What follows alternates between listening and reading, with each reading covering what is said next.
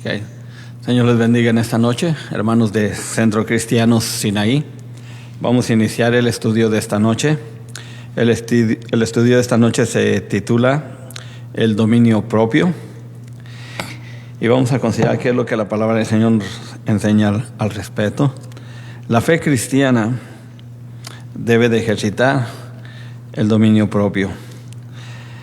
Vamos a ver en 1 Corintios, capítulo 6, versículo 12, que nos dice la palabra: todas las cosas me son lícitas, mas no todas convienen. Todas las cosas me son lícitas, mas yo no me dejaré dominar de ninguna. Pablo escribiendo a la iglesia acerca de el dominio propio que debe de tener el cristiano.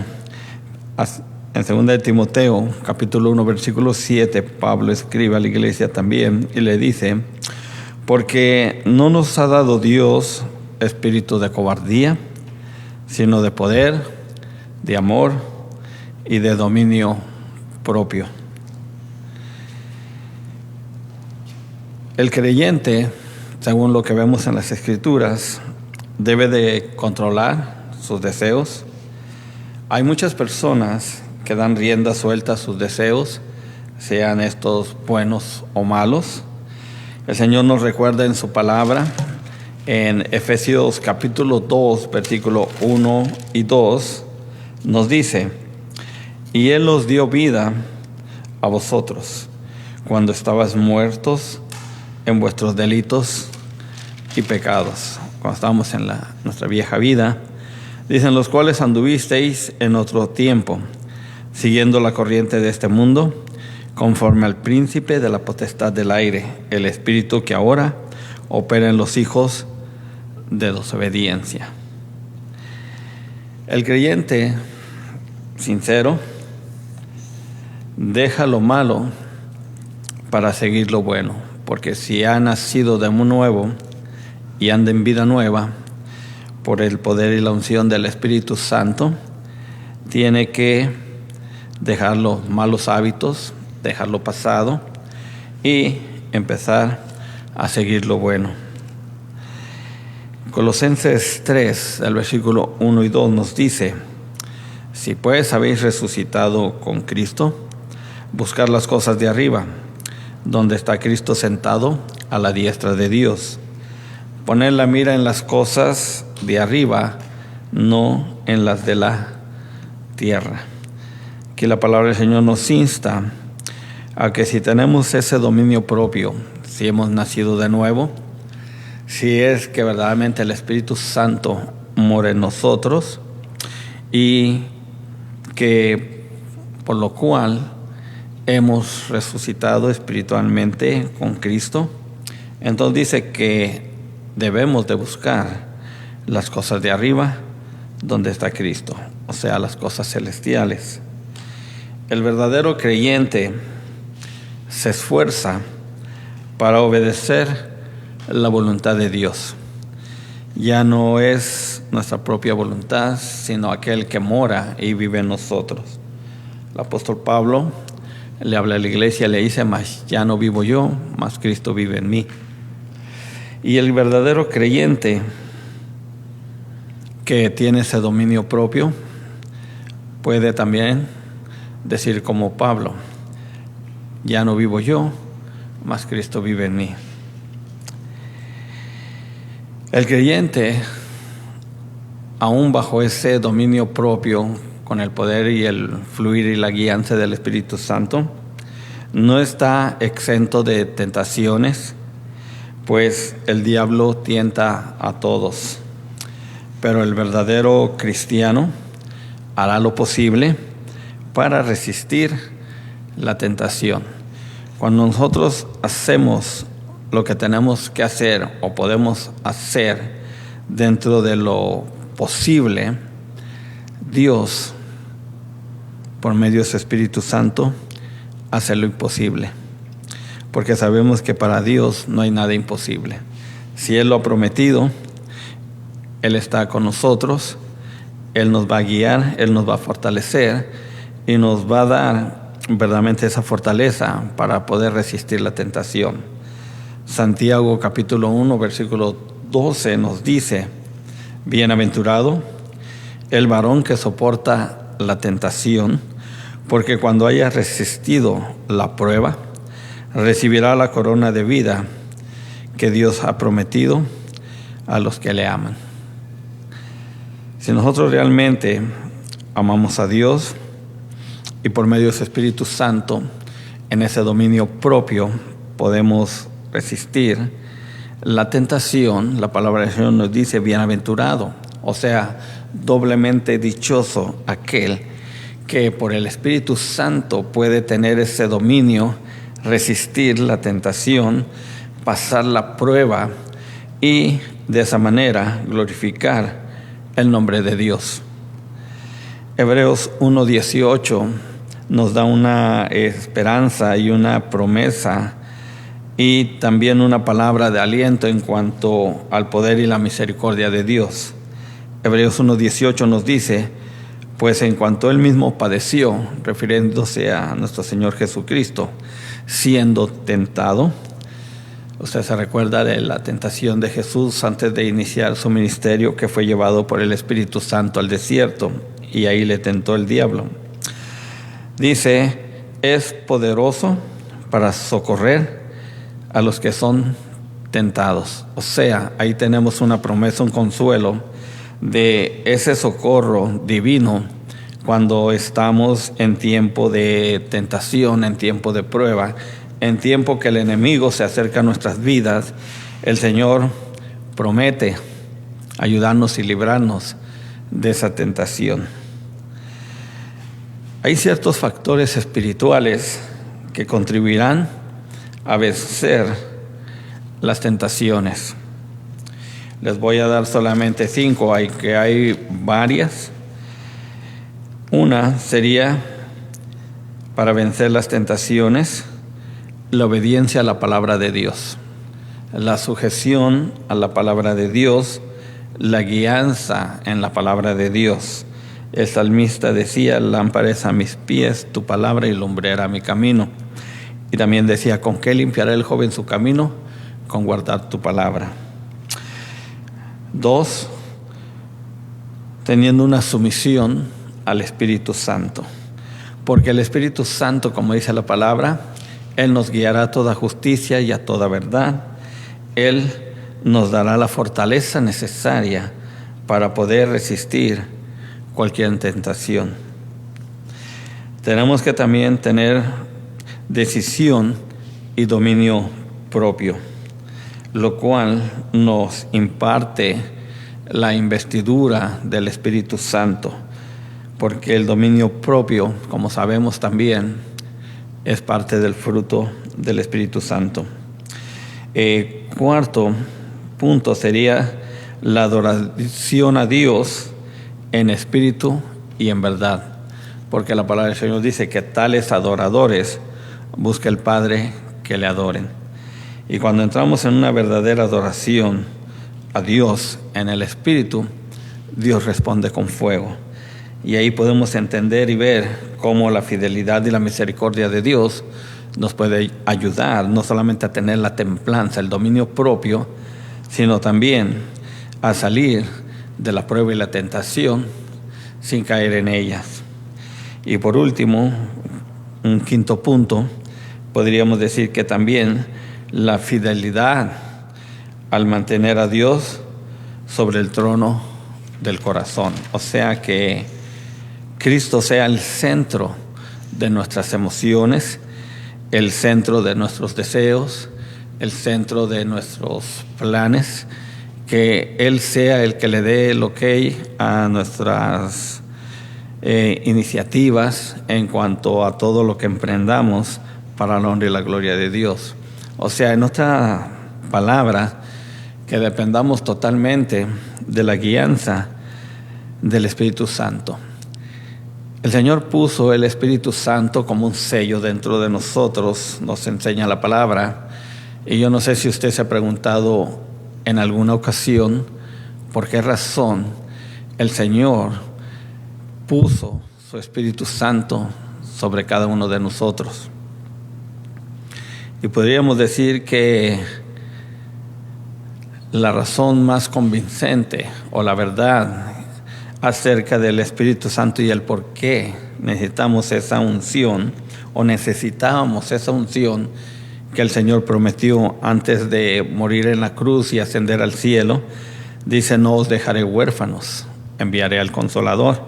Y como tal, el Consolador es el que está a la par de nosotros para ayudarnos en nuestras debilidades y también para fortalecer nuestras vidas espiritualmente, principalmente, físicamente, emocionalmente, de todas las áreas de nuestras vidas.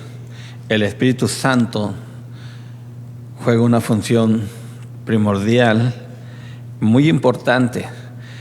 Si el Espíritu Santo no morara en nosotros, si el Espíritu del Señor no estuviera con nosotros, tal vez seríamos como el resto de la gente que vive en oscuridad, que está en tinieblas y que no tiene ningún discernimiento, ningún conocimiento del Dios Altísimo.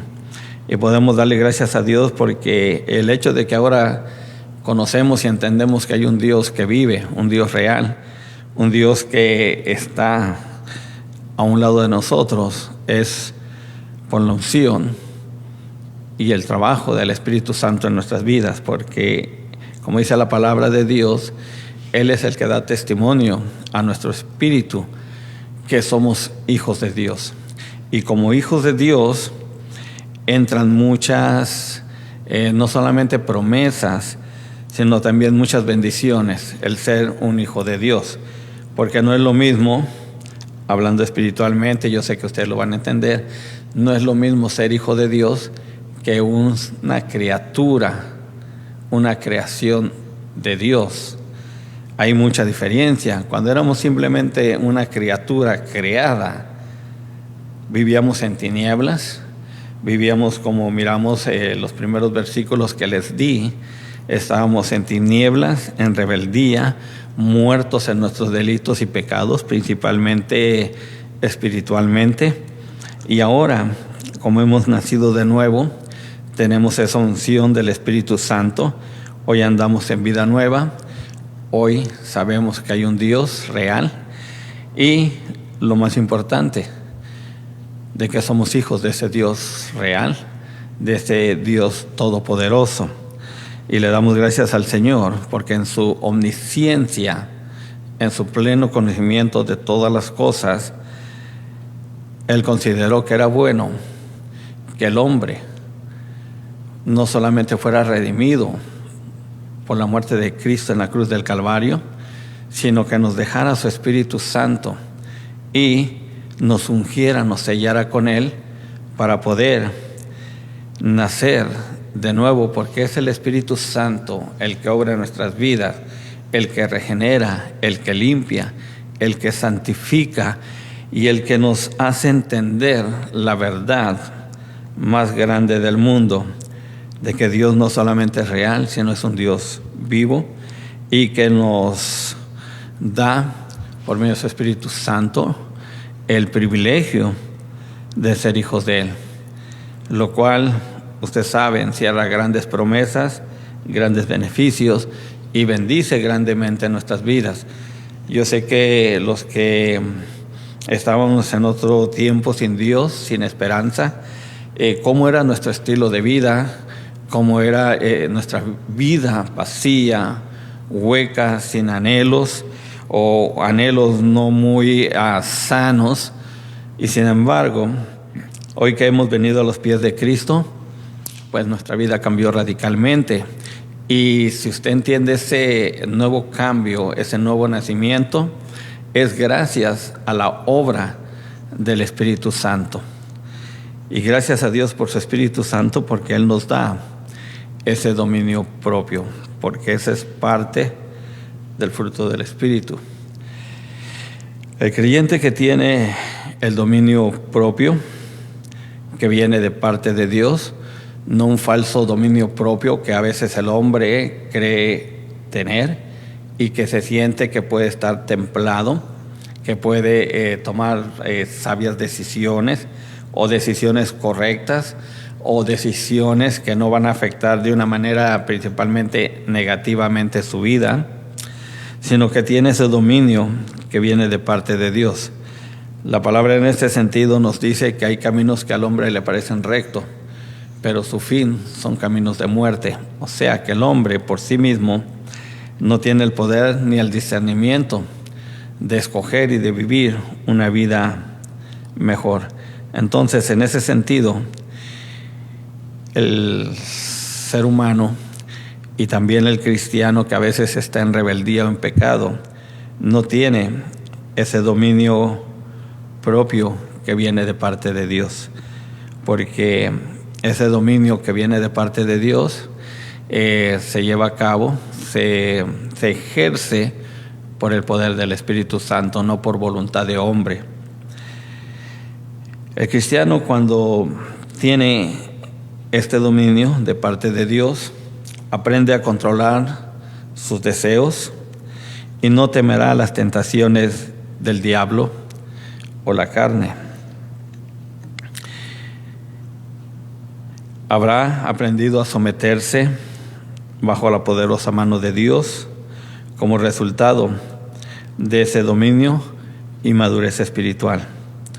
Y como resultado de este dominio, de esta madurez, tendrá la santidad como fruto.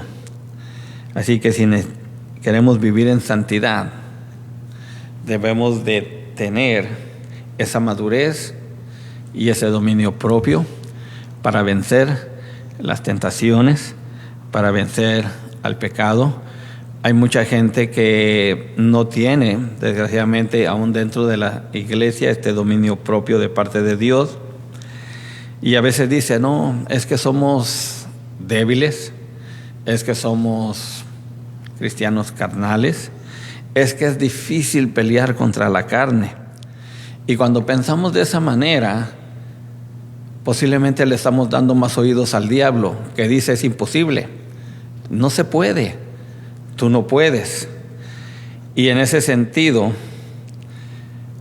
al vivir de esa manera, actuar de esa manera, estamos, aunque no necesariamente es así, haciendo a Dios como mentiroso. Porque si Dios dice que sí se puede, si Dios nos habla en su palabra de dominio propio, si el Señor nos habla de esa unción del Espíritu Santo, la cual nos guía a toda justicia, a toda verdad, y en los momentos más difíciles el Señor ha prometido estar con nosotros, fortalecernos, ayudarnos, entonces, cuando actuamos de esa manera negativa y ponemos más oídos a la voz del enemigo, pues Dios nos agrada de eso. Porque ¿dónde está nuestra confianza? ¿Dónde está nuestra fe en aquel que nos amó de tal manera que aún su Hijo unigénito lo dio por amor a nosotros? Y la palabra dice, si Él no escatimó, si Él nos dio a su Hijo mismo, ¿cómo no nos dará todas las cosas?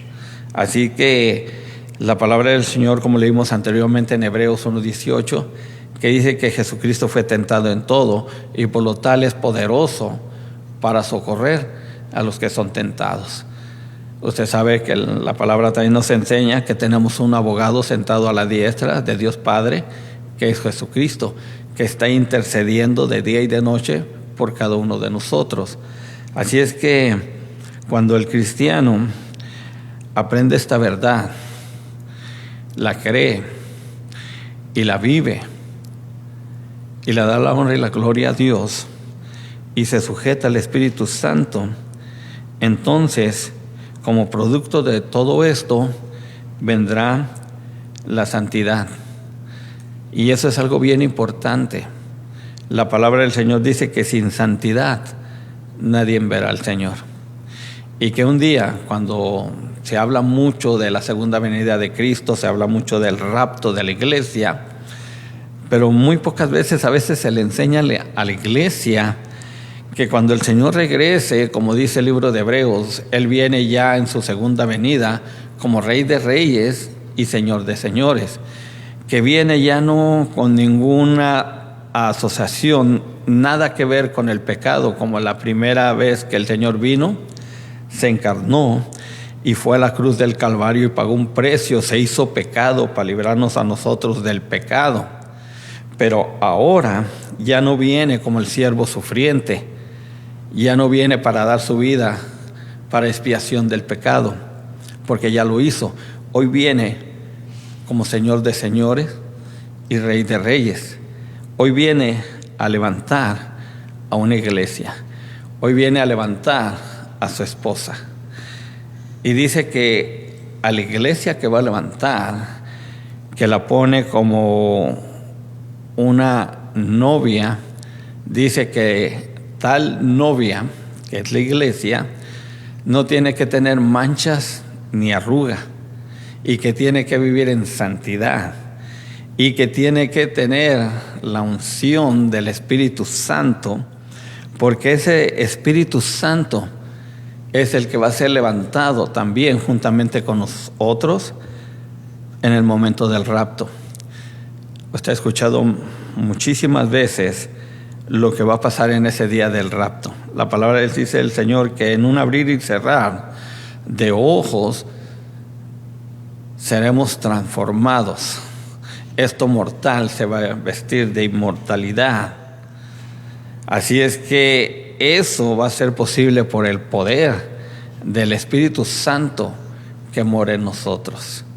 Y va a ser en un abrir y cerrar de ojos. Y cuando eso suceda, entonces iremos al encuentro del Señor. Por eso debemos entender el porqué de la importancia del dominio propio, el cual nos lleva a madurez, y como fruto de esa madurez, la santidad. Y al obtener esa santidad, pues tenemos una promesa de vida eterna. Romanos 6:22 dice de esta manera: mas ahora que habéis sido libertados del pecado y hechos siervos de Dios, tenéis por vuestro fruto la santificación y como fin la vida eterna. Así el que ha sido libre del pecado viene a ser siervo de Dios. La palabra del Señor nos muestra en el ministerio de nuestro Señor Jesucristo que Él dijo literalmente: si el Hijo del Hombre os libertare, seréis verdaderamente libres. No hay alguien que pueda romper las cadenas que rompe Jesucristo. No hay nadie en que pueda hacer a un hombre o una mujer libre, principalmente del pecado, si no es Jesucristo. Y que cuando el Señor hace libre al hombre y a la mujer, estos vienen a ser siervos de Dios. Y ya como siervos tenemos por fruto, o dar como fruto, la santificación. Y ahí es donde entra el Espíritu Santo, la importancia del Espíritu Santo, el cual no solamente nos guía a toda justicia, a toda verdad, sino que lo hace porque ya nos ha santificado. La palabra santidad o santificación nos dice algo apartado para el servicio de Dios. Entonces, por el poder del Espíritu Santo que mora en nosotros, somos apartados para el servicio de Dios. Por eso aquí Romanos 6:22 nos dice que cuando hemos sido libertos del pecado, somos hechos siervos de Dios. Y cuando vivimos en esa santidad que da el Espíritu Santo, tenemos como fin la vida eterna. Entonces podemos vivir confiados de que cuando Cristo venga a levantar a su iglesia, sea que vivamos o sea que estemos muertos, podamos tener la convicción y la fe que el Señor nos va a levantar en un abrir y cerrar de ojos, nos va a transformar de una manera gloriosa, poderosa, sobrenatural, de tal manera que nos vamos a levantar del sepulcro y vamos a ir al encuentro del Señor en las nubes.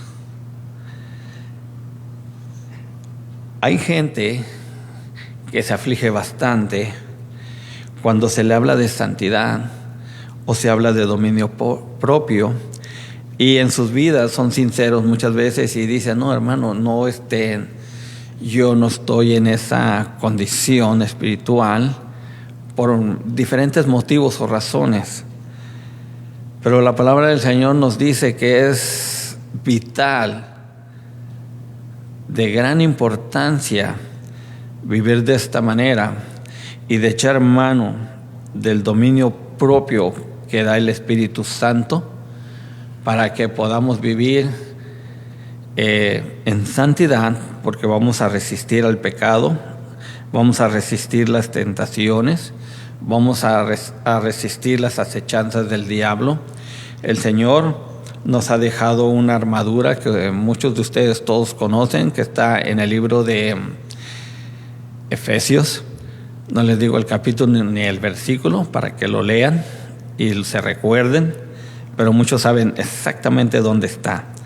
Nomás les doy una ayudadita. Libro de Efesios. El Señor dejó esa armadura y dice ahí que nos dejó un escudo para apagar los dardos que el enemigo nos tira. Y cuando hablamos de una manera espiritual, no es que traigamos un escudo literal, sino espiritual. La palabra del Señor ahí nos dice que ese escudo es la fe. Y por fe, usted y yo caminamos día con día. Por fe, usted y yo creemos que somos hijos de Dios. Por fe, usted y yo sabemos que hemos nacido de nuevo.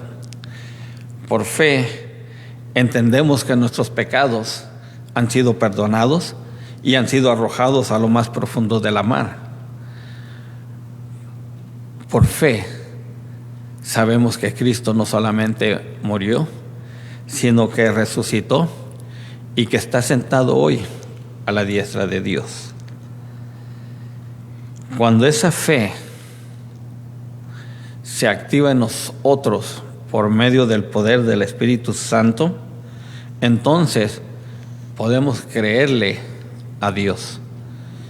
Y como la Biblia es la palabra de Dios, nosotros podemos creer lo que la palabra de Dios dice y lo que la palabra de Dios nos recomienda o nos exhorta a vivir.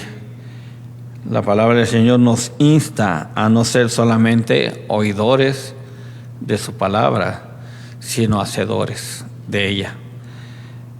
Si el Espíritu Santo no está en nosotros, vamos a ser simplemente oidores, oyentes. Tal vez nos guste, tal vez nos desagrade en algún momento la palabra, pero si verdaderamente el Espíritu del Señor está ahí en nosotros, Él nos va a llevar, Él nos va a dar la guianza, la unción, el poder de no solamente entender la palabra de Dios, sino ponerla por obra.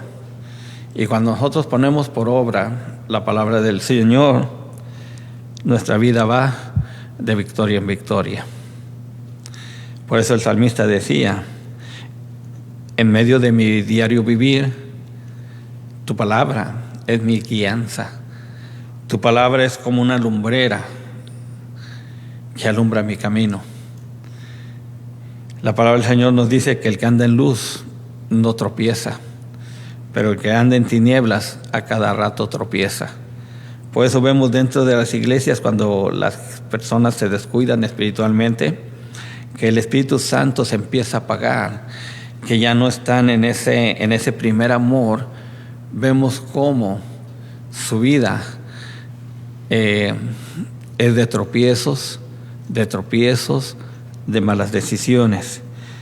Y del otro lado de la moneda vemos aquellos que verdaderamente viven en el Espíritu, ponen por obra la palabra de Dios, tienen esa convicción hacia Dios, y vemos que su vida es una vida de victoria. Amén. A veces escuchamos algo cuando le preguntamos a los hermanos: hermano, ¿cómo estás? Y dicen: en victoria y bendecidos y en victoria. Amén. Pero a veces su vida no hace match con sus palabras. Yo puedo decir 1000 cosas, pero mis hechos, mi vida, mis acciones van a decir otras cosas. Hay un refrán que dice que un hecho habla más que 1000 palabras. Y lo que tú eres y lo que yo soy habla más que nuestras propias palabras. Así no es lo que tú digas o yo diga de lo que somos o no somos, sino lo que el Espíritu Santo muestra a través de nuestro diario caminar a los demás que nos rodean. Por eso la palabra de Dios es muy clara.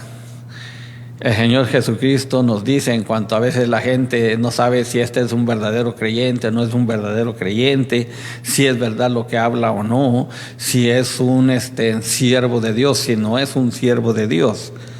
La palabra es muy clara y muy sencilla: por sus frutos los conoceréis. No hay que buscarle tanta teología, tanta ciencia. Simplemente el Señor dice: por sus frutos los conoceréis. Y ahondando en esto, dice la palabra de Dios: el buen árbol da buenos frutos, el malo da malos frutos. Y nunca va a ser al revés, que un mal árbol de buenos frutos y que un buen árbol de buenos frutos. Eso jamás va a pasar. Y el Señor lo ilustra de esta manera: ¿acaso puedes recoger uvas de los espinos? No. ¿O de una vid puedes recoger espinas? No.